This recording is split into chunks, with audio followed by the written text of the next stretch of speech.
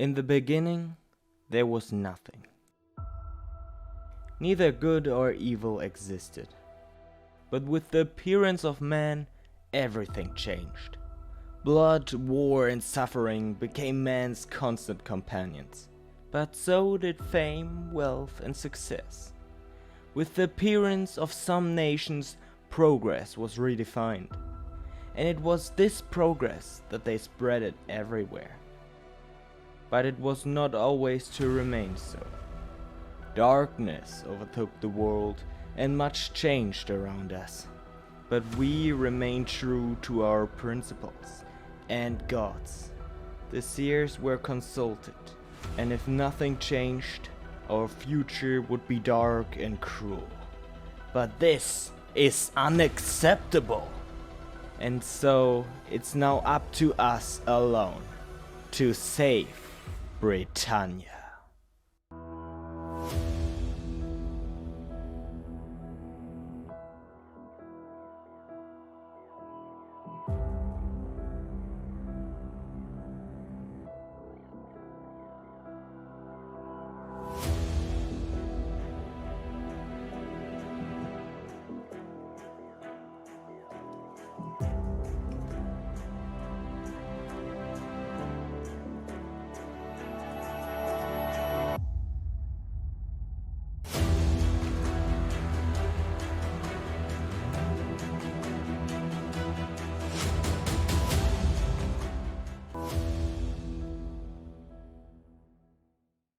This is the beginning of the new Romano-British campaign. But this campaign is different, because you, the viewers, can directly influence what happens in this campaign. Vicarius Victorius of Britannia is one of the last representatives of Hellenism, and Rome has changed more and more to the bad, leaving Britannia alone. Now, Vicarius has decided to found his own senate, to lead Britannia into a new and better future. And you are the senators and can have direct influence on the campaign by writing comments, so you can determine how the campaign develops. But Vicarius is still the most powerful, and if he doesn't support your proposal, it can be rejected. Therefore, you need a higher approval rating from senators who support your proposal. As soon as your comment has 15 likes, I have to bow to the will of the Senate, no matter whether I think the idea is good or bad. But I'm very excited for this campaign because I think it could be absolutely amazing. So let's start. A few minutes later. Oh man. Okay, nothing happened. Oh my god, okay. Welcome to Britannia. Now it was time to save Britannia. Vicarius was a trained diplomat, which had its advantages. My vassals were also relatively easy with me, except for a few cases. Hello there. In addition, I still had to decide whether I should concentrate more on centralization or decentralization politics. A new wedding was also an offing, which would hopefully result in a few young heirs to the throne. There was also the ever-present danger that Honorius would abandon Britannia and rob me of my position. First, I listened to the concerns of my subjects and gave them jobs or money to buy warriors to defend themselves against monsters. And things remained quiet for the time being, until an argument developed between my son and the best warrior in the land. May the best champion win. Oh. In the duel that followed, my son lost his life. But there was not much time to mourn. The first rebellions against Honorius broke out, and I had to decide whether I wanted to support them. They are fighting against Honorius. The problem is, as soon as Honorius abandons Britannia, we're at war with him as well. I think we should still wait for our chance. I decided to wait and watch. I used the following time to make the first economic progress. Oh, Christian. That's not our faith. We are Hellenic. And so it remained for the time being, until Jarl Wijdek of Yelland launched his attack on Britannia. The feat would be catastrophic, but I was dependent on Rome's help to be able to defeat their superiority. Moreover, I could negotiate an alliance, but since it was an attack on Rome, they couldn't help me. Jarl Wijdek's armies destroyed many parts of the Gallic coast, and there was still no sign of Roman armies.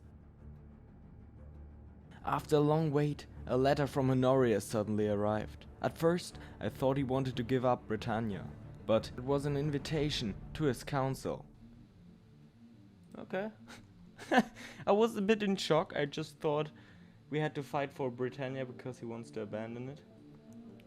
That's the chance. Now the Romans can prove how loyal they are to us. Perfect, she's pregnant. Oh my god. Yes, really good. Honorius finally managed to defeat the uprising, and shortly afterwards I received the message that Roman troops were on their way to Britannia to assist us. I think we should join them, as it is our land that is in danger. And so I began a siege to recapture the fallen coastal cities. I was briefly occupied with something else when I noticed that the first battle between Rome and Yelland has already taken place. But I was too late to reach it in time. Rome suffered a bitter defeat, and I recognized the approaching danger too late. I've got a bad feeling about this. So the second battle ensured, but my Britannic legions were absolutely obliterated. Now things look bad. The war was about to be lost, and the Roman armies were completely wiped out. And as if things weren't bad enough, Wijdek's armies meanwhile began to occupy Britain. And while I was doing nothing, waiting the coast of Britain slowly being occupied, suddenly there was breaking news. The Western Roman Empire had collapsed, and Britannia was now suddenly free. The empire has fallen, and now we're at... However, Jarl Wijdek did not give up his attack, and I was lucky to be able to pursue him to a white peace. Now peace had returned, but shortly after the war, the first dissatisfied vassals became loud and wanted to become independent. In all the new stress, a new heir was born, and thus the succession to the throne was secured. However, it was a child of a concubine, and my true wife had a son shortly afterwards, which could cause problems later. But first, there were more important problems, for a vassal uprising led by Aurelius demanding his independence. This time, however, my allies were able to stand by me, and as they prepared for the first confrontation, there was another cruel surprise. Oh my god. Now the newborn Vicarius Maximus was on the throne, which handed the role of ruler over to his advisors for the time being. Another alliance was negotiated with none other than Jarl Wijdek, who would be a great help in the war. In the first battle, the rebels were crushed. However, this was only a short success, because of news of an invasion of Slavic. I now did everything I could to defeat the uprising quickly, which fortunately succeeded. Slavic had an equal army, but I was able to surprise them and thus defeat them one by one. Many victorious battles followed, and Slavic was repelled. Now it will be decided what Britannia's future will be. In the first session of the new Romano-British Senate, 2 senators in particular were able to convince with their proposals. Nathan Percy and Romanus Romare were able to get their proposals through the Senate with incredible support and currently enjoy the highest level of approval in the Senate. Both messages were clear. The island should first be defended at all costs against hostile barbarians and the economy rebuilt. After that, Rome was to secure control over all of Britannia, which was long overdue anyway. And Roman culture also had to be spread everywhere. According to the clear decisions by the Senate, the young Maximianus now had to fulfill his duties. The last year had been tough, and since the fall of the Western Roman Empire, Britain had gained new territory on the mainland. But that was beside the point for now, because even if the first raids on Britain could be repelled, something now had to change quickly. For our army in its current state is getting absolutely trashed by every enemy. In the first few days, Maximianus had some serious and important meetings. He's a really good leader. Okay, what's going on here? Look at this. Oh my god, that's hilarious. He's 4 meanwhile. In order to better control my vassals, I increased the crown authority. So that probably won't help me that much now, but hopefully when Maximianus is a little older. Hopefully. To further the stabilization of Britannia, I adopted autocratic ways. But with these arrangements, I was now also forced to stabilize Britain militarily, economically, and politically. If I didn't achieve it in time, I would probably have dug my own grave with this decision. Again and again, raiders destroyed cities, and I had to invest in rebuilding, which significantly slowed down the economic building progress. And if it wasn't enough, a new revolt was also brewing. So I was totally busy.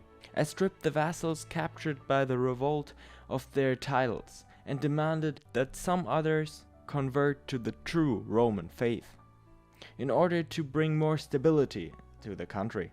So some time passed, but the economy still didn't really get going, and if it didn't improve soon, there could be serious consequences. Maximianus was able to build up a good relationship with his half-brother, which had some advantages for him. In the course of time, through clever management, I was able to positively surprise some vassals and raise their opinion of me. During this time, Maximianus also met Count Morhetho, who was the same age and shared a similar faith. Both began to spend more time together, which had a potential of a great friendship. With the construction of new buildings and improved development, the economy began to recover. And it was during this time that Aurelius of Francia began to offer me suspicious gifts, which I preferred to get rid of quickly. A little later, a war broke out in Yilland, our ally. Since they had once helped us, I also created a small army. So we will... Perfect. We will now help them. I couldn't take more, otherwise the imperial laws would be endangered. Because of this, Yilland lost the war and was conquered. But as the Senate had decided, the whole focus was put on Britannia and its stabilization. Maximianus, meanwhile, was busy day and night managing the vassals. This enabled him to give his friend Morhetho control over the lower east of Britannia. They should now be in good hands for the time being. In addition, I slowly had the imperial laws under control, which will be a great help to me later, especially militarily. A little later, Maximianus became a true Roman through his teacher, and thus one of the few left in the West. The numerous changes led to a small peasant uprising, which, however, did not pose a great danger. What? That was out of nowhere. Who is this? Oh my god, okay. The barbarians are invading. That can't be allowed. Since I was outnumbered, I took the opportunity to negotiate a new alliance. With united forces, the barbarians were driven back and forced to surrender by the subsequent occupation of their land. In the middle of the war, Maximianus had finally come of age, which made the administration of the empire much easier. The war had been a wake-up call, that it was now especially important to take care of enlarging the army. Shortly afterwards came further shocking news. What? What? The East has also collapsed! Now that the East had also collapsed, there was no longer a great Roman Empire, and the Roman culture was also slowly threatening to disappear. While Aurelius of Francia continued to send me suspicious news, I took care of enlarging the army. Shortly after my wife became pregnant, I received the news that she had cheated on me with her father. What? So I wasn't sure whether it was really my son she had given birth to. Pigland was weakened, and so I decided this would be an opportune time for a first small advance. Maximianus arranged a marriage with a Germanic tribe because he needed a new wife and because they had a large army, and so began the conquest of Pigland, territories that had once been under Roman rule for a short time. In the middle of the war, a vassal uprising occurred in the western part of the kingdom. The war of conquest was successfully ended, and now I had to take care of the defense. But there was also trouble in the newly conquered territories. Fortunately, the vassal army was a bit clumsy and I could take care of the conflict in the north without being disrupted. After the wars had ended successfully, it was back to the administration work. But by now, Maximianus was very popular with most of the vassals, and many had joined the Hellenic faith. The development of the capital was also progressing well. Maximianus ordered the construction of new Roman bathhouses, and the empire was stable. Only Maximianus' family life was a curse, for his wife had passed away, as well as his first son. Maximianus now had nothing to lose, and launched another attack into northern Britain. But the tribes were slowly not putting up with it any longer, and even if he was able to achieve some first successes, he soon found himself embroiled in many wars. But Maximianus still had a plan, because his new marriage had once again brought a strong ally to his side, who supported him, and his new marriage even produced a son.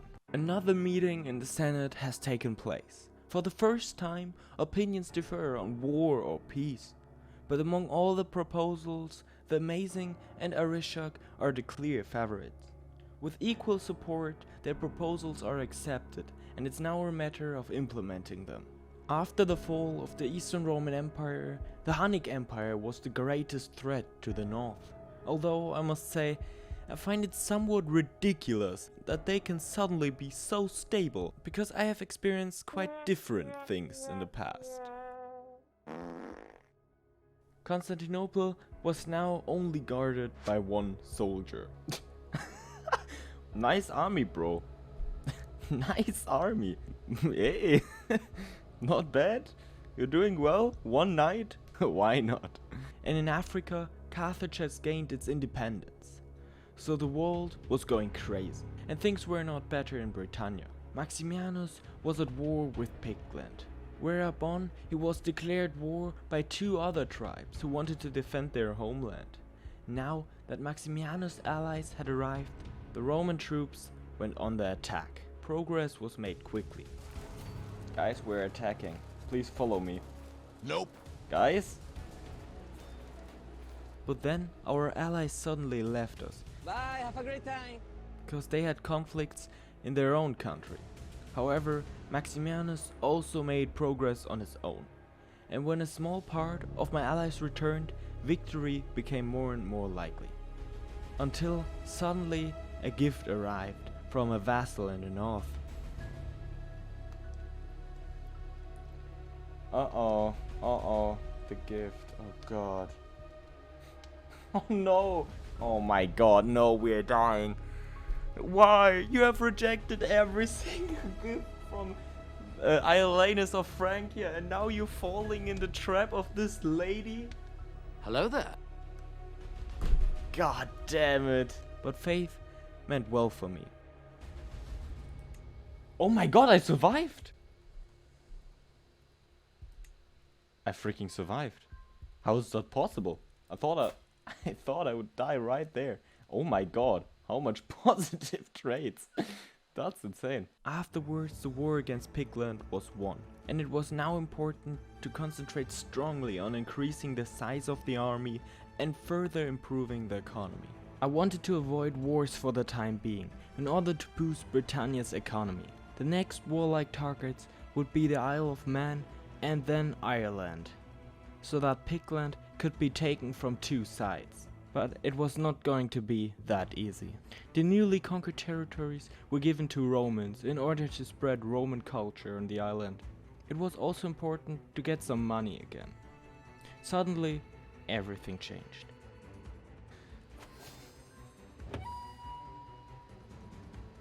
With the death of Maximianus, the 9-year-old Romulus was now on the throne. The first things I did was to look for new alliances, because with the death of Maximianus came the first dissatisfied vassals. Even Maximianus' best friend betrayed Romulus. How dare you? And so it was not long before they declared war on me. I was able to win the first battles. Another independence faction also declared war on me. But with the support of my allies, I got the situation under control for now. However, the economy could not support the war expenditure, and so I had to loot the cities of the insurgents to get gold and money. Shortly afterwards, Jasper of Standal started a migration war. Britannia had become one big battlefield. The following years were a nightmare. But finally, I managed to bring some light in the dark by defeating a peasant uprising. This was followed by a victory against rebellious barbarians from the northern territories. Their leader had tried to kill Maximianus, so Romulus' father. Accordingly, a few of the insurgents were executed to celebrate the victory. In the following months, victory was also won against the second vassal uprising and the Germanic migration war. The armies were just setting to put down a final peasant uprising when more bad news arrived. Are you freaking kidding me? Normandy is invaded. There was not a second of peace, but before I devoted myself to this war, I first stripped the captured vassals of their titles and had them executed. Then their provinces were distributed to new noble Roman citizens. But back to the war.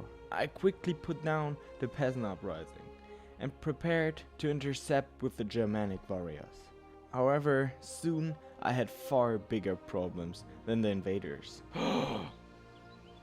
Oh my god, I've completely forgot about the competences. Damn it, I have completely forgot about them. Oh my god.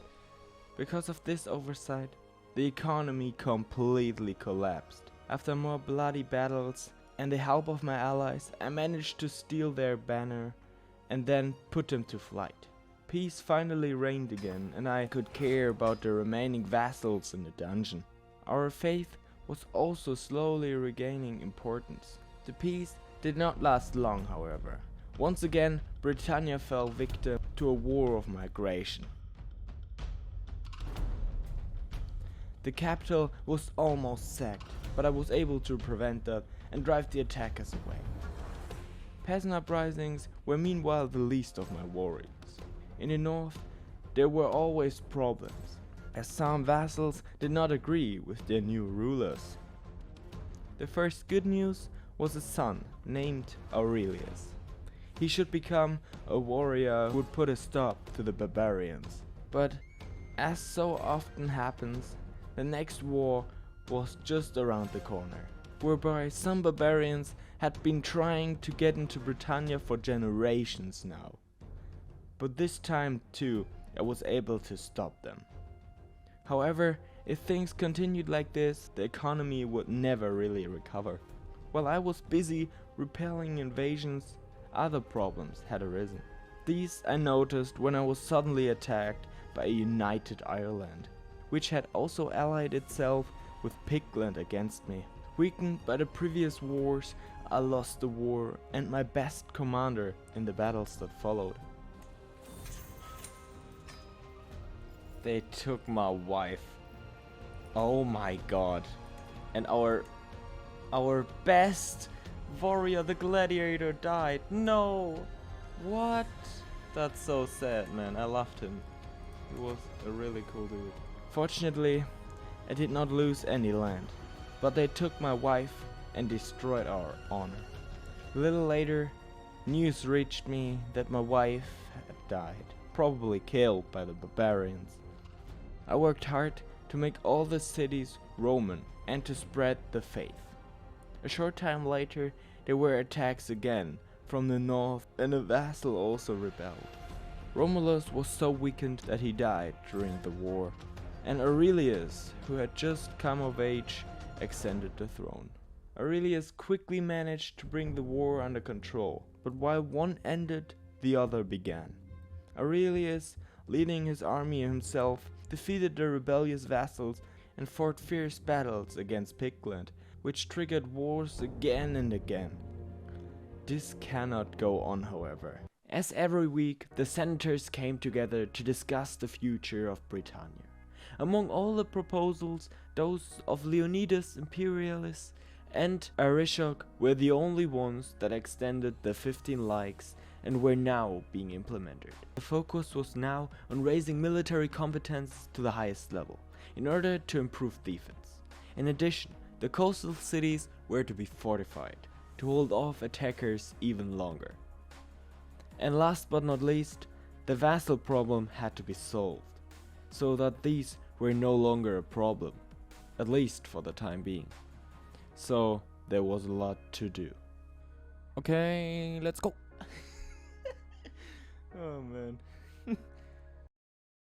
Besides the things just mentioned, I had the goal of becoming the head of the Roman culture, which in some areas has now been absolutely lost. Bruh. Only Italy was still very Roman, but while Roman culture was disappearing everywhere, it slowly started to flourish in Britannia. Nevertheless, there was a war, and the Romano-British had to defend themselves against the Pigland invasions. Oh my god. Please. Oh god. Please tell me that this is somehow working. Oh god. Okay, we're winning. We're absolutely losing. Shit. The war was tough, but in the end, I managed to win the victory. I won the war, but Britannia was far from being safe. In the following years, new buildings and fortresses were restlessly erected. Through all these efforts, Londinium became one of the most developed cities in the world. Slowly but surely, things went uphill. The bad times had been overcome, and the economy had also recovered. But things can change quickly. Oh my god, I had just such a good time. The new wealth had attracted enemies. My army was defeated in many battles, but giving up was not an option, and so I fought on. And eventually an opportunity arose, and the first victories followed. The Roman troops fought tirelessly, and the war was won. Most important cities were not harmed, and so the economy could continue to flourish. And Aurelius could have his first valuable artifacts made. Over the next few years, countless other building projects were started. New fortifications were also built to protect the island even better, just as Senator Aristarch had suggested. Thanks to the increasingly strong economy, the throne room could now also be improved, which would again bring new advantages. However, these huge changes did not leave Aurelius unscathed, and he suffered from great stress. This was to lead to his death a short time later. Justinian, who now ruled over Britannia, had put his focus on stewardship. This could help me to reintroduce civic policies in the future. In the next few years, not much changed. Many buildings were built and improved. But on the 15th December 828, Justinian reformed the army. Now it was consisted largely of men-at-arms and focused on quality. Justinian was relatively popular among the vassals, but nevertheless there were small uprisings, which did not pose a great threat. The next few years passed, and the economy reached hitherto untouchable heights. Conflicts were rare, but when they did not occur, they were won quickly and easily. In addition to new buildings, many new villages, castles, and temples were built over the next few years. Through all these large building projects, I finally managed to reintroduce civic policies, and thus improve the economy even more. However, Justinian died shortly afterwards, but he left behind a strong and stabilized Britannia. Wow, what a ruler! Justinian was a really great ruler. Like, honestly, I think the greatest. Justinian, the greatest. See what I did there? Okay. Anyway, no sooner had Justinian II ascended the throne than his abilities were put to the test. Hello there. And he mastered the challenge without problems. But more invasions came. I was able to repel the first invasions, but there were more to come. And also uprisings, which made the situation even more difficult. The peasant uprising was quickly eliminated, while Londinium, for the first time in over 100 years, was under siege. But with one last clash, the attackers were defeated in the Battle of Hereford. There were, however, further problems. Justinian could not hold as many counties as his father, but I didn't want to lose my well-developed cities either. I decided to keep all of my holdings and live with the consequences. More attacks followed over the next few years. I founded a holy order to better protect Britannia, but the attacks did not decrease. Nevertheless, Justinian remained victorious. Easy. Until he died in 587 after an embattled reign. His son Martinus was then crowned king. Now that Britannia was able to defend itself, the first thought turned towards attack. In addition, the men-at-arms were increased. I also thought about reworking our family slogan a bit, maybe. Feel free to post ideas in the comments. It was peaceful in the empire, until one day Ireland attacked. Martinus was able to successfully repel the attack, and then he counterattacked. But as soon as he had done that, barbarians infiltrated again, claiming the island for themselves. But Martinus defeated every single one of them. Through all these wars, the first parts of Ireland were now ours, and Pictland was weakened. With just one more attack, we could conquer Pictland completely. The senator's decision was clear. Pictland must fall. For too long have we suffered under their invasions, and in the end, it was the proposal of the well-known Senator Aurelius which convinced the most senators. Now, it's war. Yo guys, look, we're playing Crusader Kings 3. Yeah, that's it. Cringe. The world was shifting. All great powers were gone after the collapse of the Roman and the Hunnic Empire, and a power vacuum occurred. Now, many years later, Roman Italy saw its chance to strike back, and not much was missing to recreate the Western Roman Empire. Moreover, Italy had become strong over the last few years, frighteningly strong. While Italy aimed to recreate the Western Roman Empire, the Romans in Britannia were about to conquer the Pictish tribes, once and for all. The Roman armies conquered one city after another. Pictland was too weak to offer any resistance, and so it was not long until it was conquered. For the first time in Roman history, all of Britannia was under Roman rule. With the newly conquered territories, I was now even powerful enough to form the Britannic Empire, but I decided against it for the time being. Now, it was necessary to slowly convert the Pictish culture and religion to ours. In the following years, I replaced the Pictish governors with new ones who shared our faith, but still had the Pictish culture to make it easier for them to rule. The slow changes were intended to prevent uprisings in the new territories. At first, the plan worked and everything was peaceful. But with the sudden death of Martinus and the coming to power of the 9-year-old Aurelian, things became unstable in the north. Peasant uprisings and independent wars were not long in coming. Many battles and sieges followed. But in the end, Rome triumphed. Finally, peace returned to the empire.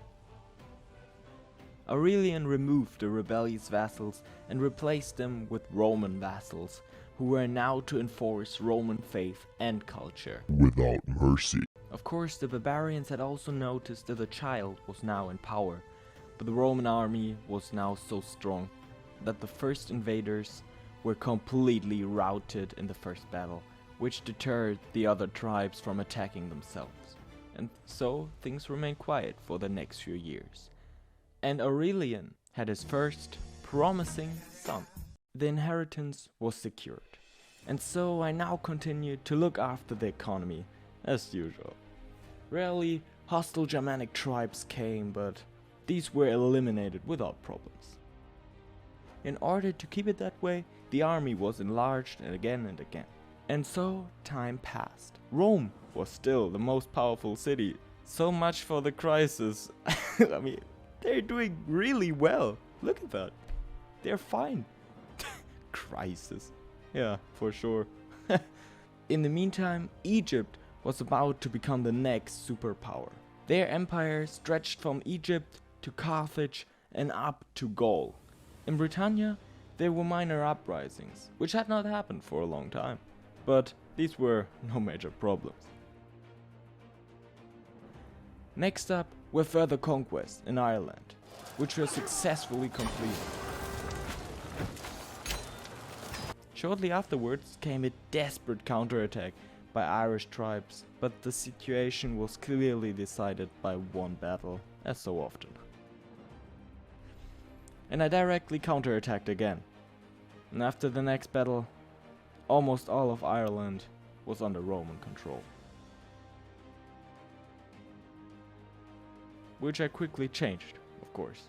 And so, in the year 644, all of Britannia was under Roman rule. Thus, a long-term goal had finally been fulfilled. Britannia now ruled over all the island in the north. And now, of course, many eyes turned towards the mainland of Europe.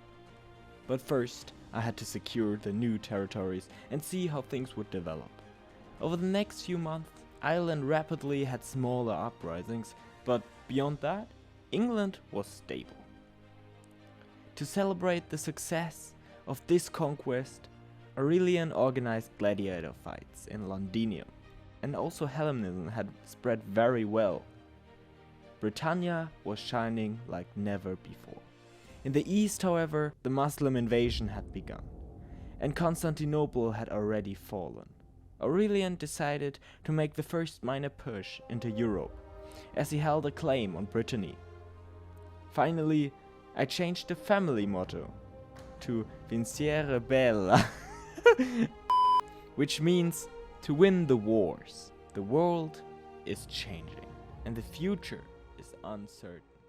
Another week has passed, which means exactly senator time. And as so often, Senator Arishak's proposal dominated. But he was not the only one. Aiden EE and Syriza 15 also got the 15 likes, and thus the Senate's approval. It was decided that the civic laws should be further improved. Furthermore, a new legion should secure Brittany and a further advance in Europe. The Celtic provinces should be restored, and most importantly, an alliance with Italy. All the new powers now aspired to replace the fallen Roman Empire. This had already resulted in some huge new empires and kingdoms, such as the Muslim Empire, Egypt, or Roman Italy. But Britain, too, was slowly becoming more and more relevant and powerful. No! Diocletian died! What? That was a nice voice crack, by the way. Diocletian died. No! I haven't even noticed that. Finally, Britannia was unified, and its prosperity was constantly increasing. There was also the idea of declaring the new empire the Northern Roman Empire, thus creating a new Roman Empire title and leaving the Western Roman Empire to Italy. And by the way, I think it's pretty funny that the Muslims adopted the Greek language. Yeah. I also made sure that Britain remained stable. The Senate was desperate for an alliance with our Roman brothers in Italy, but they rejected every one of my attempts. But at least in Britain the results of my effort were visible, as almost everyone has now converted to the Hellenic faith, which ensured more peace among the population.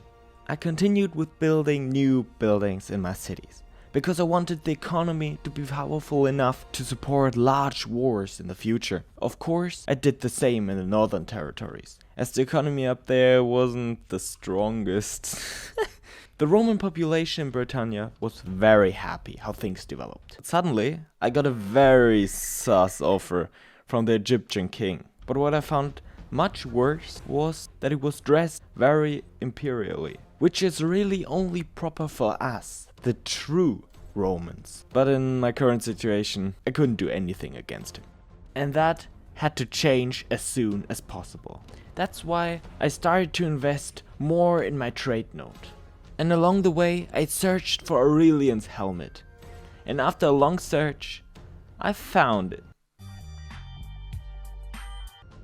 To further strengthen the opinion of the population, I converted as many people as possible to the Roman culture. The economy was pretty strong meanwhile, and so I decided to launch a further attack into Europe. It was a small war, but it showed that we were ready for more. A short time later, the next war followed. The little barbaric tribes had no chance. And I stationed legions in the new territories to secure our foothold in Gaul. I wanted to take the expansion slowly and waited a little longer, but unfortunately a little too long. And so Aurelian II ascended the throne. I quickly took care of the administration before continuing the war, but this war was also quickly won.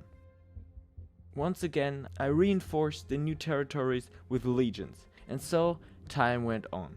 The economy broke new records, and so I decided to enlarge the army to further prepare for the war against Egypt, which slowly became more and more inevitable. Another war ensured to recapture territory along the coast. And even though I was outnumbered, the quality of my Roman army could withstand the barbaric hordes. But when the new titles were given to vassals, a mistake led to a revolt. But thanks to my army, I was able to win the war again without major problems. However, these vassal uprisings were an unpleasant sign. More bad news followed. Italy, instead of re-establishing the Western Roman Empire, had created an empire of their own, and thus destroyed the dream of a new Western Roman Empire. I mean, if you ask me, they clearly betrayed Rome with this act. At the meeting with my subjects, a man from the house of Justinian suddenly appeared. I just thought it was kind of funny, because House of Justinian. More wars followed along the coast, with the Roman armies quickly gaining victory. I had less control in the country, which was soon felt by another vassal uprising. Oh my god. Fortunately, I could win the war with my disciplined army without problems. After the victory, I of course dismissed all the captured vassals from their positions. Oh, Stonehenge, let's go. Wow. So that's the location of Stonehenge? Word? Really? Okay. Okay, never mind. Of course I knew that. And it was precisely during this phase that Aurelian II died and Aurelian III ascended the throne. And why is every new emperor called Aurelian? Oh yes, and Guess what my new child should be called? In the meantime, you could also see from the income of the empire that it was flattering, and I was completely busy trying to keep the empire stable. During this time, Egypt has managed to stop us from expanding by conquering our neighbors and enclosing us. Expansion without war was impossible in the long run. However, not only I, but also Egypt had a small crisis, and I wanted to use this to make a first advance. Because Egypt was at war with the Muslims, and on top of that, they had lost their territories in Africa. Because of that, I was able to break through the barricade. Huge civil wars ensured in Britannia. I was able to win all of them, but the relationship between me and my vassals was worse than ever. The only good news was that Roman culture was now spreading very well. Some time passed and there were renewed conflicts with Egypt. And by now you could clearly see that Britannia was not doing well. Fortunately, Egypt was still pretty weakened. And so I was able to win the war in the end through a decisive battle. But if I'm not careful, I could suffer a similar fate. And my army was not be reduced. Otherwise, Egypt will quickly become a huge problem. Candido, Dragoon, and Arishok convinced the Senate with their proposals. The vassals were to be pacified by marriages, and the military goal was to conquer Gaul and to secure the trade node in Lyon. But last but not least, J. Ramsier found it suspicious that Arishok was still alive after so many years, and the Senate agreed that he had to be a vampire. Ladies and gentlemen, we got him. What is happening here? What the? Times have changed. Literally. Because the mod got an update, finally. But the old game file still works. So, yeah, if you are interested in the update, check out the Fallen Eagle YouTube channel. They got a real good video up there. I had to stabilize the economy, because right now it was only a shadow of its former self. Once I managed that, I wanted to make the first advances towards Lyon, which at this point was controlled by Francia. I also had to increase the opinion of my vassals, because otherwise the diplomatic policies would fail. And that would be a real disaster. The overall control was pretty low meanwhile, which of course also infected the economy. The next years passed, and I built buildings and impressed vassals. And in the end, it paid off. The income was not as high as it used to be, but at least it was stabilized for the time being. And so I went to the first war against Francia. The immense costs were not bad as long as I could decide the war quickly. And fortunately, I was able to do that. And so things slowly started to look up. Also, the diplomatic policies were safe for the time being and did not threaten to collapse. But it should become even better.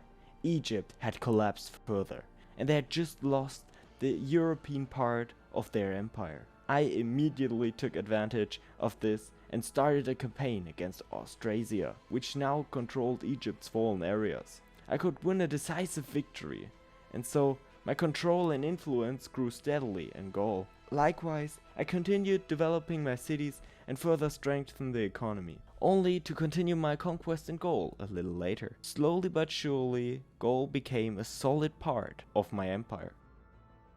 To secure it further, I strengthened it additionally with legions. The next 2 years were peaceful, but something big was still in planning. And soon, a new empire was established, and I named it the Northern Roman Empire, because Britannia was by now almost more Roman than Italy itself. Further wars against Francia brought me closer and closer to Lyon. Since I was now emperor, my royal court had also changed, and it was now at least as large and powerful as the one in Rome. But disrupting news followed from the east. Egypt had regained its old strength, and now also wanted its old empire back, which could slow down my advance into Gaul if they managed to do so. So I now turned my focus to conquering Lyon and the trade node there. Yeah, they they gave up as they saw 15,000 men. They looked They looked above the walls and there were like 15,000 high developed soldiers standing, and they were like, okay, fuck it, we're out. Okay, take what you want. We're not doing this. Nope, we're out. Of course, I also improved this one immediately. Over the next few years, more wars followed, which meant that the Gallic population was much more mixed than the Britannic population. But thanks to all the efforts, the economy was now slightly going up again. And most of my vassals were very happy with me, which is why I had few problems with factions or uprisings. Austrasia had survived the attack by Egypt and had now counterattacked. Egypt is again? Oh. Okay, we're at war against Italy. The wannabe Romans. In addition, they had allied themselves with Italy, which I had not noticed when I had declared war on them. But fortunately, Italy did not cause any problems. Oh, they're disappearing. Thanks, Rome. However, as if from nowhere, Egypt suddenly returned. Due to their conflicts with Austrasia, they were significantly weakened. Aurelian built more buildings, and soon afterwards, he died. Aurelius IV now came to the throne. Fortunately, the change of rulers went without major problems, and there were no uprisings or anything like that. So Aurelius continued where his father had left off, and conquered more territories back into Roman hands. Once he started a religious war, but since it was a religious war, neighboring kingdoms could also fight, and Egypt did just that. But the battle against Egypt turned into a crushing, catastrophic defeat, in which the entire Egyptian army was wiped out. And after this glorious victory, the war was also quickly won. Next, I strengthened the bloodline and made further arrangements to facilitate expansion. More wars followed. Aurelian had a book made about the glorious I can't speak English. About the glorious history of its family. God damn. Aurelian had a book made about the glorious history of his family. Finally. And Gaul was almost back in Roman hands. If it continues like this, the Roman Empire will rise again, my senators. It was Syriza 15, Taxman 123, and Yellow Hurricane. God, feels kinda weird that Arishok is missing. That cast the dice and decided, in agreement of the other senators, that the complete conquest of Gaul is now the top priority. But the development of the conquered territories was also to be in the focus. Last but not least, the destruction of Egypt was one of the most requested proposals. I mean, it was so often requested that it was like a cult that was permanently praying to one thing. Even on my Discord server, which you are welcome to join, by the way. In the West, Brittany, Italy, and Egypt were the dominant powers, fighting for supremacy and power in Western Europe. But that was nothing compared to the factions in the East, for their armies reached such enormous proportions that only the strongest remained. At the same time, there was also a great war between Italy and Egypt, and even I was more or less involved in that war. Because... and this dude is actually in my prison. In the years that followed, I married my children to powerful vassals to ensure their loyalty. And because my children loved forced marriages. Right? As a sign of his success, Aurelian had a statue erected in Londinium, and as so often, I continued to erect buildings in my county, and in the counties of my vassals. Moreover, I was on my way to becoming the head of the Roman culture, and to further development, I also built many new cities, villages, and temples. Meanwhile, Egypt had reached a new low. Oh my gosh! The Muslims are invading Egypt. Okay, they're done. They are done. Yeah, they will win that. They will win that easily. So we have... So I'm now also... Oh.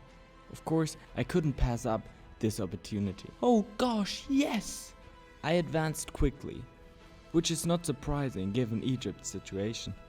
But some smaller nations had joined forces to support Egypt, and they nearly won a decisive victory, but the quality of my army was still too good, and so Egypt lost the war. I wish I could declare more wars against Egypt, but that could have massively destabilized the empire, and so I attacked Burgundy instead. And yeah, there's really nothing more to say about that. Okay. Except that shortly afterwards, I simply gave away Lyon to a vassal without noticing it at all. Only to wonder shortly afterwards where all my revenues had gone. In the meantime, Egypt had managed to stay alive, despite its difficult situation. But things were still not going good for it. In Italy, meanwhile, a huge civil war had broken out, and things were not looking good for the emperor. I was finally able to wage war against Egypt again, which still couldn't really defend itself because of the war against the Muslims. But during this war, Italy had managed to restabilize itself, and the current emperor reminded me strongly of Honorius in terms of his abilities. Bruh. And then I found something incredible. Panic is finally popping up again, even in Germany, or is that even in Germany? They're Hellenic. Romans in Germany? Dude! What? Julius Caesar? What the frick? In Germany? That's like in the middle of Germany. Often, senators in the Senate talked about conquering the Germanic tribes or occupying Germanic territories. But now that Romans had settled there on their own, I wanted to leave Germania to them for the time being. Unfortunately, I didn't have enough piety to conquer royal titles, so over the next few years I attacked Egypt and Burgundy in turn, slowly occupying the last pieces of Gaul. Some nations even paid me gold for not attacking them.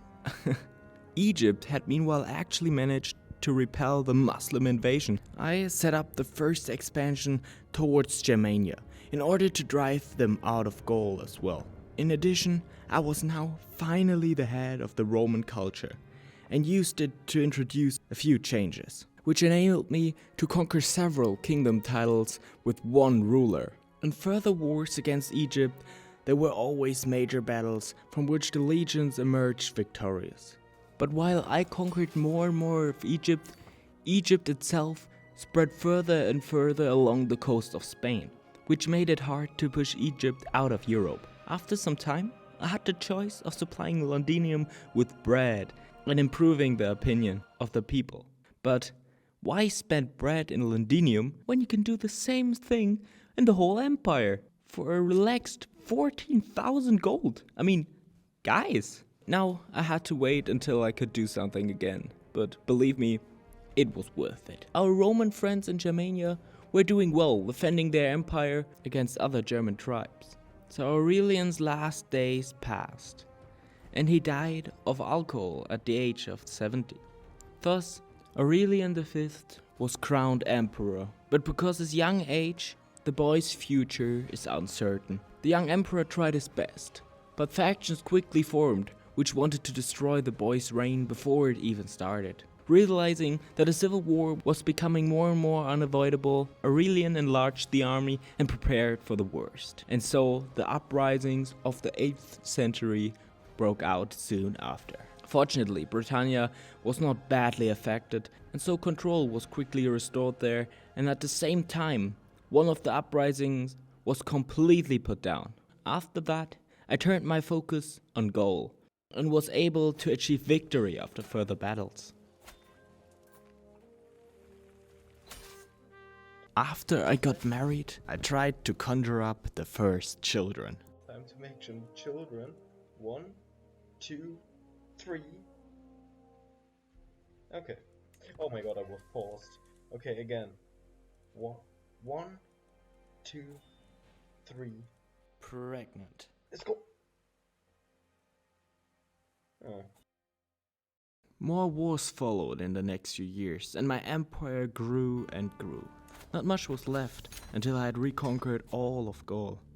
Suddenly, Germany tried to stop me but their attack was intercepted by the legions, and so the Germans disappeared back into their forests. Not much happened in the next few months, but suddenly Italy declared war on me.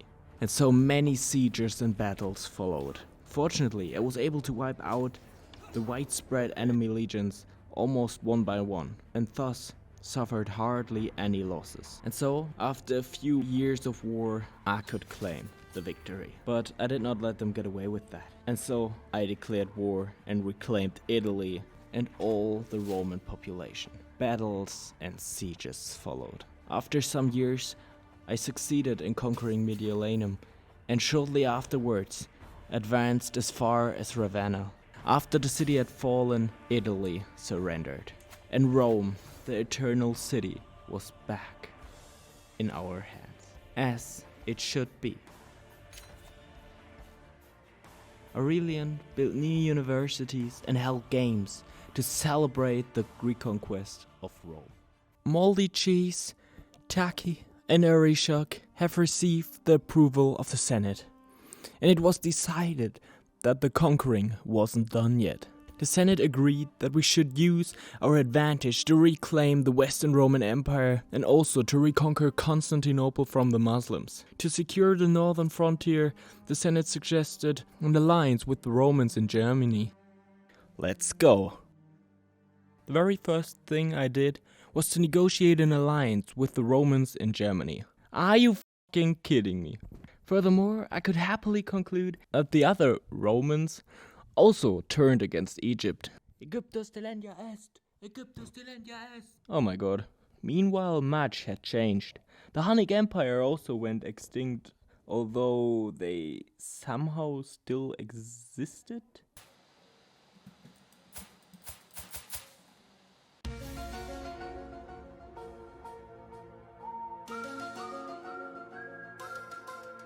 Because of the massive expansion in the last few years, it was almost impossible to keep all parts of the population quiet, and so peasant uprisings broke out, but they were not really a threat and easily put down.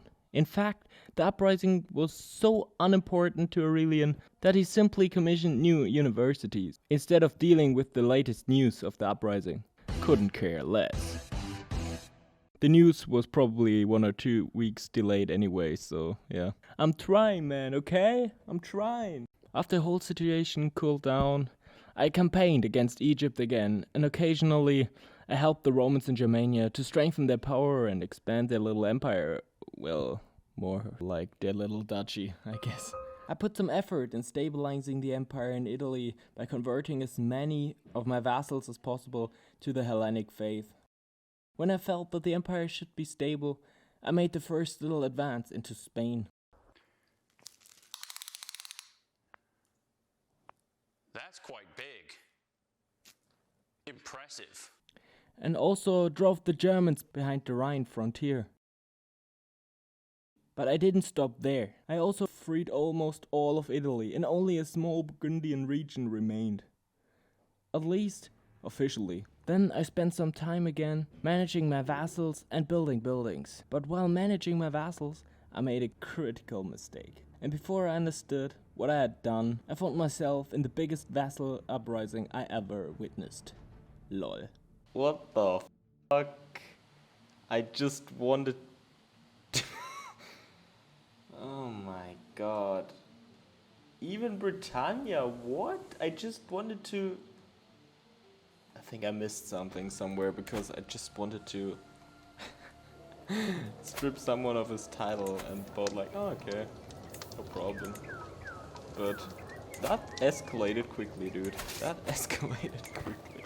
I started to defeat smaller armies in Italy when I noticed that the main army of the enemy was in Britannia and was about to conquer Londinium, the sacred capital of our empire, which hadn't been sacked once since our independence. But I was too late to save her. When you try your best but you don't succeed. And I don't even know how to describe what happened next. But while I was still thinking about whether I wanted to use my holy order, the vassals decided to attack me. And holy shit, have I kicked their asses. Dude, that should be forbidden. Not gonna lie, the third military law is more broken than I thought. Should I fix them? Ah, they're all totally fine, no worries. After the victory, the uprising was over. Better for them. And slowly peace returned. After defeating Egypt again, I wanted to do something bigger. And so I decided to reconquer Africa. And by that I mean all of Africa. In a series of victories, Africa was mercilessly overrun and defeated within 8 months. Carthage was thus also under Roman control again, but Aurelius still hadn't enough yet. Long story short, he was campaigning victoriously again against former Italy. I have no idea how to call this nation. This meant that the province of Pannonia was now also integrated in the empire again, and so were large parts of the former Western Roman Empire. Due to the numerous victories, a lot of time now had to be spent on the administration of the new territories. But that still wasn't enough, as only shortly afterwards I advanced deeper into Spain. The empire was flourishing. And despite all the conquests, there were hardly any uprisings, which means even if they were, I wouldn't be afraid anyway. I mean, only when Aurelian suddenly died, the constant expansion stopped. But only 5 months later, there was the next shock when Aurelian VII suddenly ascended the throne at the age of 11. His father had died under mysterious circumstances. Due to the sudden circumstances, chaos broke out again, and it took time for everything to calm down again. Oh, and if you were wondering why I have not yet founded the Western Roman Empire, I still lack the island of Malta, to which the African king had retreated after the fall of his kingdom. And so the conquest of Malta was now my main goal. And then it was time. The Western Roman Empire rose again and dominated Europe as never before. Oh yes, now that the Western Roman Empire was back, the Huns were also suddenly back. Sus. But now that the West had been restored, I turned my focus to the East. And Constantinople was soon recaptured from the hands of the Muslims. Another success was the securance of the Mediterranean, which are now firmly under our control. Well, at least if there would be any boats in this game. But despite all the victories, I still had some unfinished business. So watch and enjoy.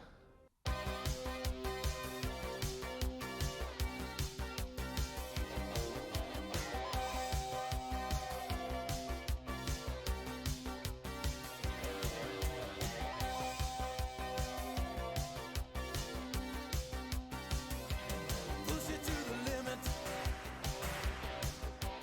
Walk along the razor's edge. But don't look down, just keep your head or you'll be finished.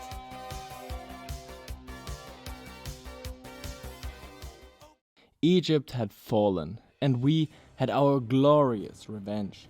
And after a few more wars, Aurelian could look back with pride on his achievements. At this point, it would be time for the Senate to present the new plan, but before that I need to show you something. I lost my save file. And all the progress of the last episode is lost. Yeah.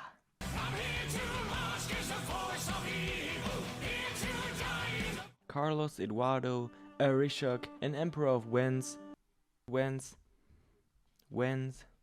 whatever, are the ones guiding the empire this week. It was decided that Spain had to fall back into Roman hands. Furthermore, the Muslims in the east proposed a potential threat to the Senate and to our empire. Last but not least, the Senate named Imperator Aurelius the 7th Restitutor Orbis. Who the is Aurelian the 7th? The instructions of the Senate were clear, and so I decided to restore the lost progress and at the same time to implement the proposals of the Senate. Wish me luck. Like last time, I started by driving Egypt out of Gaul, and because I already knew about the upcoming wars, I enlarged the army as much as I could. So far, so good. But then suddenly, the uprisings responsible for the sacking of Londinium appeared, and I realized that I now had the chance to undo this disaster. Through the help of my vassals, I defeated the uprising without a single battle. And after slapping Egypt and Burgundy, I moved on, reconquering large parts of Spain. And over the course of the next few years, I continued my advance deeper into Spain. After victories in Spain, I ordered the conquest of Malta, as it would destroy the top secret emergency plan of the African king.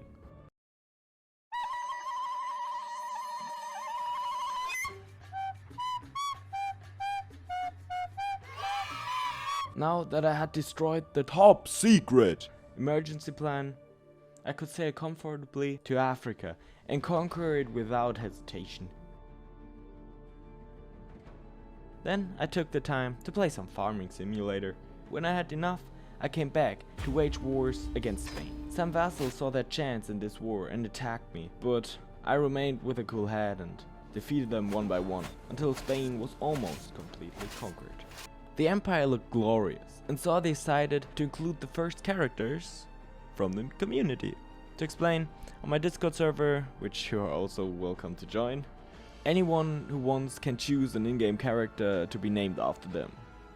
So, let me introduce to you King Braddock of Lusitania, King Alfsio of Manavia, and Duchess Arishok, who was officially declared a vampire by the Senate, and now in the game is known as a witch.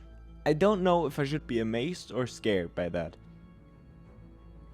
I am scared. To enlarge my influence in the northern territories, I conquered the island of Crete, which was also an important military outpost. So I ensured Leonidas with the protection of the island before I moved on to fight against former Italy wannabe Rome. Gosh, I need a name for this nation. And then it was time to officially announce the resurrection of the Western Roman Empire.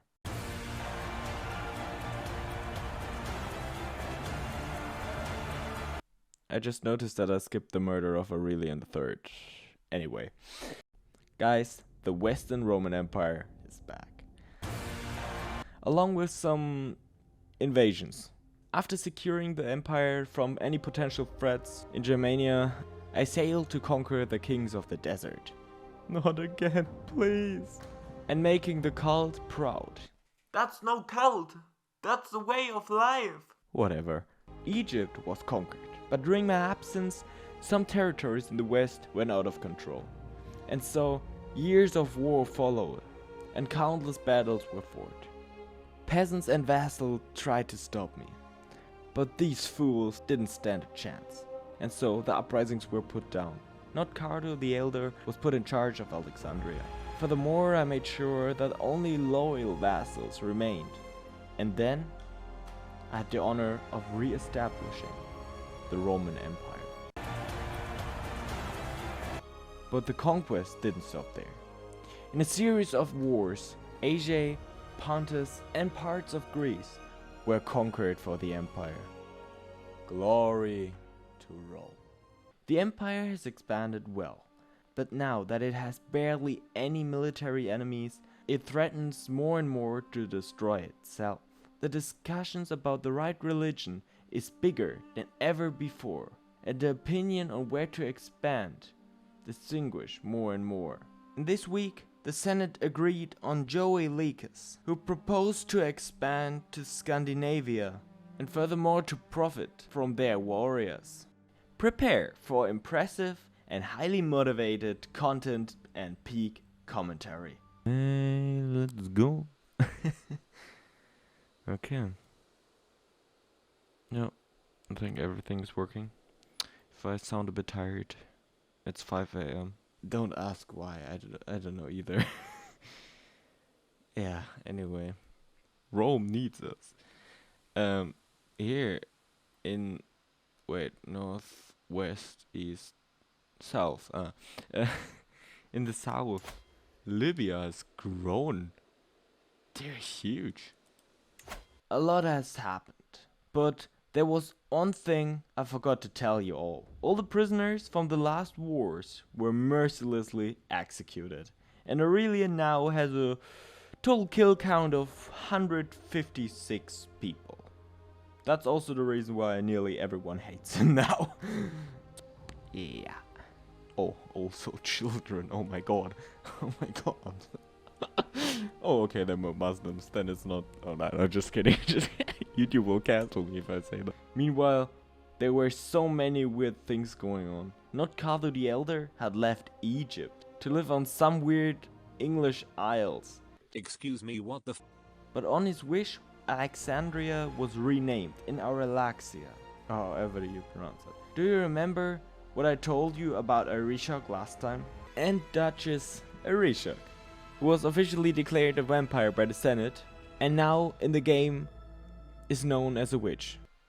Meanwhile, she died, but her son, who's also named Arishok, and also a witch, is now ruling England.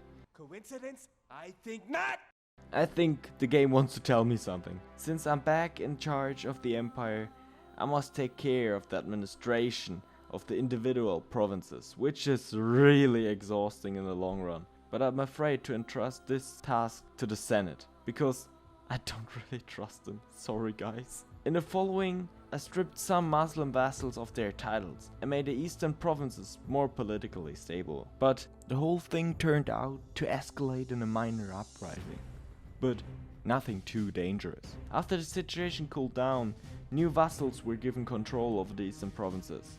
I commissioned the construction of a golden statue to remember future generations on my glorious victories.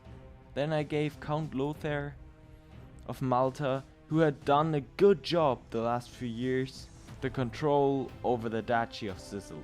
After that, I spent some more time managing my vassals before I went to war against Dacia. For the victories in this war, I could almost entirely reconquer the lost territories in Greece. I focused heavily on the expansion of economic buildings before Aurelian VI, at the age of 85, started his last journey. With his death, ended also the name inheritance of Aurelian I, since now Emperor Claudius became the new emperor. Claudius promised big achievements to the Roman people, and so he started an attack on the Muslims, which became a total success. He also spent much time administrating the empire. In fact, he was such a chat that he would rather stand in the throne than sitting on it. Nothing can bring me down. He continued his conquests in Germany, which was highly recommended by the Senate.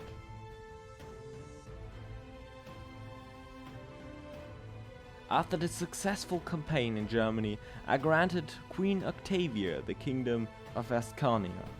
But there was another thing some senators desperately tried to achieve, and that was the conquest of the northern lands of Scandinavia. And Claudius was here to satisfy their desires.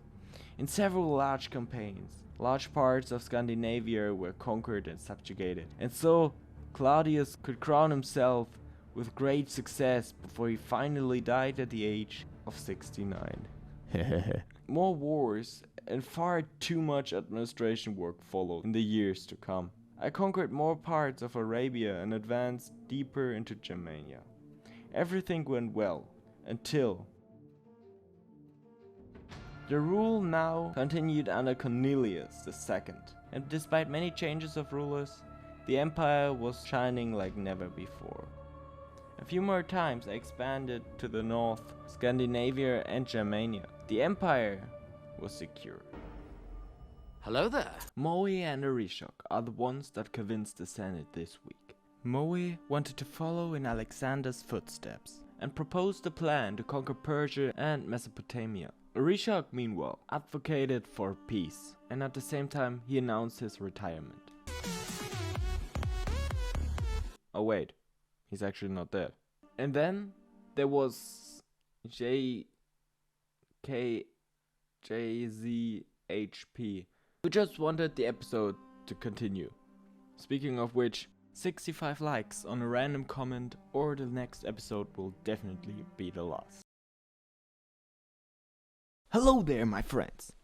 Here we go. Let's go. On the map, the empire looked nice and strong. But there was a war going on inside. The Christians and the pagans were still arguing about the right religion for the empire. But while they were still arguing about who was right, a whole new party suddenly entered the field. The Sun God. The Golden God!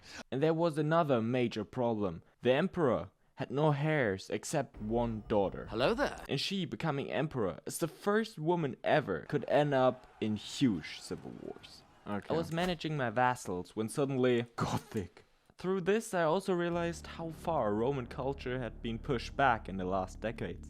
Meanwhile, the Visigoths could celebrate their newly gained freedom and independence, but only for a short time.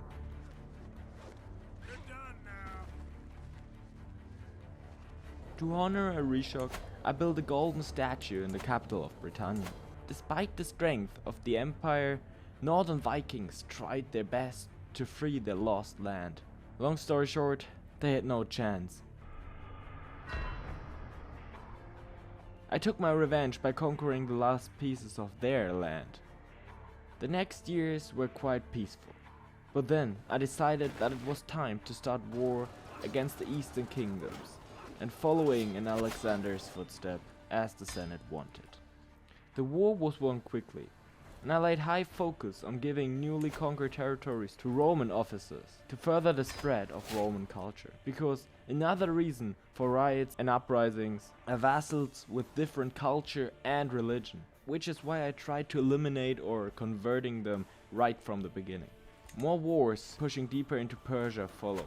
The Roman armies marched victoriously, and the war was very one-sided, which led to a significant enlargement of the Roman borders.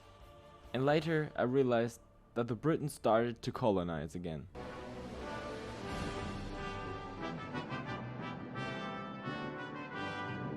All the different cultures and religions made it hard for my vassals to keep everything under control. Through all this, the empire now looked a bit weird, but was insanely strong. Because everything looked weird, I decided to make it look clean and crispy again by conquering the neighboring nations. Imagine that's the reason for someone declaring war on you. So many smaller nations were conquered. And then I lost huge parts of the recording. That really sucked. Time had passed. The emperor died, and now his daughter is on the throne. And her reign so far, let's just say it's a bit tense, if you know what I mean. And I'm caught in 2 civil wars. Yeah. Scotland wants to inherit the whole Roman Empire. Thanks, Scotland. Thanks for nothing. I managed to bring the war under my control. But while I was still fighting these wars, the remnants of the Sassanid Empire were trying to reclaim their lost territory with a huge force. And it was the first time that I realized that the empire had become too large to be able to probably defend it at multiple fronts at once. Despite the troubled times, I was able to drive back the attackers and win the civil war. Not much later, Imperatrix Placidia died, probably because of all the stress. So Emperor Constans took over the reign. He marched in the Middle East and fought back the attackers, but there were more uprisings to come. And after defeating the last rebels near the Alps, a bit peace returned, but it wouldn't last long. For Constans quickly starting new wars. He was triumphing and achieved one victory after another in the Middle East, cleaning up Persia with great success. He also focused on the development in the later years of his life and finally died at the age of 88 years. Thus, Priscus became the new emperor, and he was truly skilled in the art of war and hand-to-hand combat. The only thing I'm a bit concerned about is him being a witch. Sus. But despite his amazing skills, or maybe because of it, he had to defend his reign and the empire against several uprisings.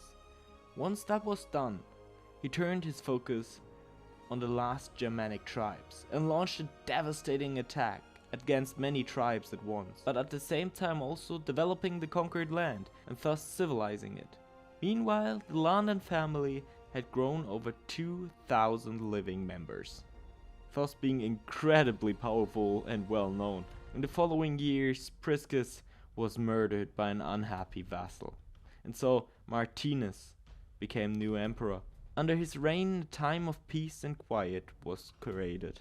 The Senate has agreed on the proposal of Yellow Hurricane that there should be more conquest in the north.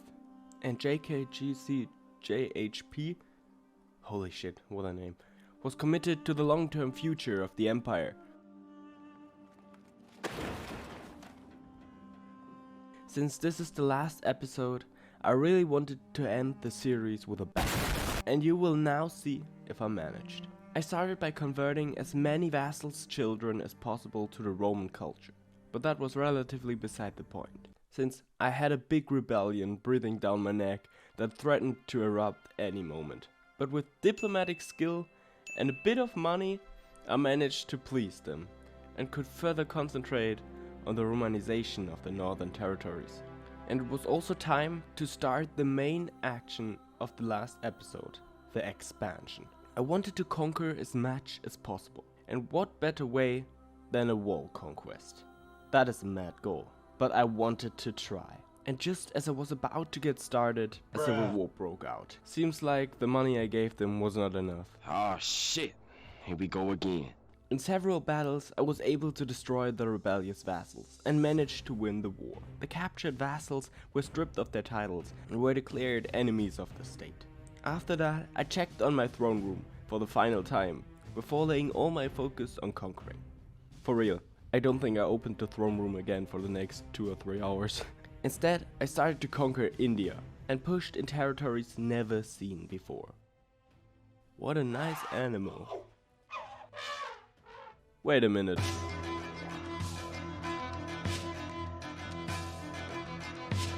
While I was conquering the eastern wall, the Germans still tried to free their lost territories. One of them even challenged me for a duel, which I won, of course. But the attack of the Germans could not go unpunished, so I started several invasions and conquered and burned their land. Later, also securing the Black Sea under Roman rule.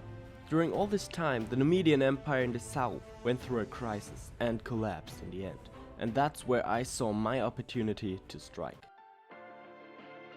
After several conquests of African kingdoms, the emperor died.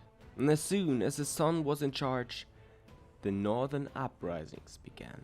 A time period where most factions in the north tried to regain their independence. But the emperor fought them in many wars and ended up victoriously in the end. Meanwhile, a large part of the empire was under Roman. Meanwhile, large parts of the world were under Roman rule. The empire was large, but far from beautiful. Look at that, I mean, what the fuck? And now, guess what I did to change that? I made diplomatic, just kidding. Of course I waged wars. And this time, centered in Western Africa. And then, I caused one of the biggest rebellions ever. By accident, I lost Constantinople to a vassal, and my revenue dropped from 800k to 300k a month. Now, several years later, I felt it was time to take the city back. I expected a little resistance at the most, but instead, the entire empire suddenly conspired against me. And I suddenly had to fight against a combined force of nearly 800,000 men. Boy, that escalated quickly.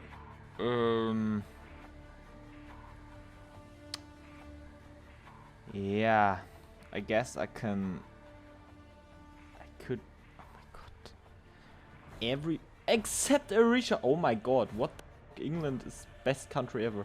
I hardly had a place to raise my troops, and I wanted to siege Constantinople as quickly as possible, and thus occupy the war goal. But when I saw that Rome was almost conquered, I dared an absolutely daring attack to save the city. And well, I was a bit too cocky, cause I had not experienced such a crushing defeat in a long time.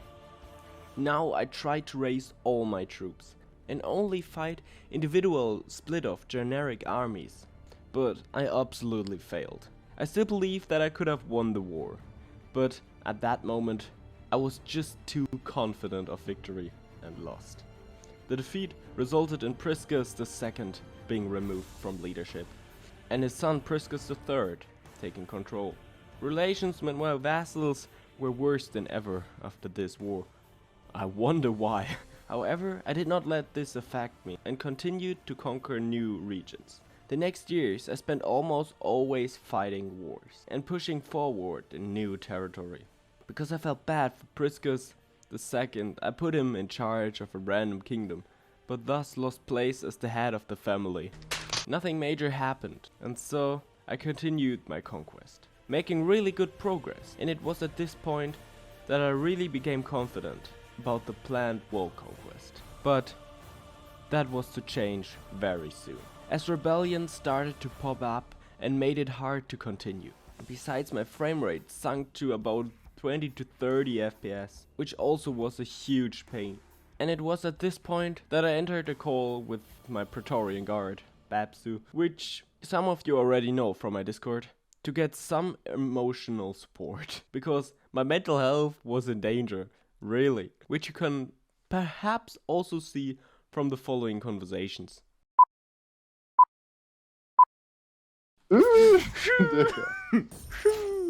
We held a motivation speech. And for my next trick, I'm gonna fucking kill myself. Oh my god. With this mental support and absolutely mad conversations, I continued the conquering. I conquered the eastern... Is it the east? Yeah, the eastern part of the map. Eastern part of the map. The most eastern part of the map. The eastern part of the map. Yeah, the Mongol invasion is Mongol invasion. can't happen anymore because I conquered the territory. Let's fucking go. I'm so hyped. Yay. You're so high. Yeah, I'm absolutely high, bro. I'm absolutely high. I'm Bro's mentally. mentally I'm mentally in a very good shape. Yes. And during this conversation, I had the absolute fantastic idea of executing my whole prison with all 211 prisoners in it. Among them were children, women, but I didn't really care. If you meet Satan, dap him up. One of them is a 0-year-old boy. He's dead. Oh my god. Oh god, I think I'm dying. My stress level is like killing me. Holy shit. Yo. Through this, my stress level exploded. And the opinion of my vassals was, let's say, not the best. I could watch my kill count rising for like 5 minutes. Then our nonsense talk and the future conquest continued. Like, don't just learn on plotting, yo. Yo, what's up, man? How you doing? Yo, I'm Dr. Doven Smurfs. Because of all the negative reputation and opinion about Priscus, it did not take long for huge rebellions to show up. I had no chance of avoiding them, and so wars followed.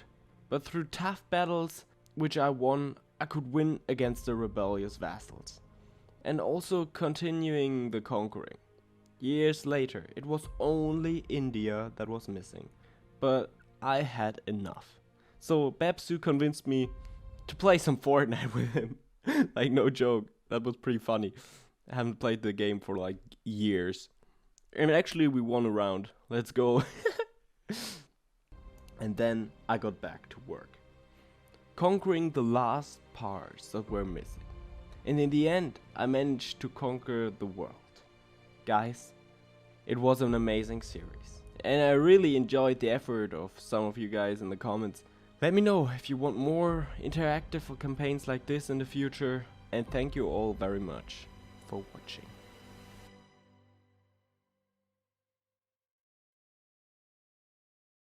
I'm Dr. Doven Smurfs.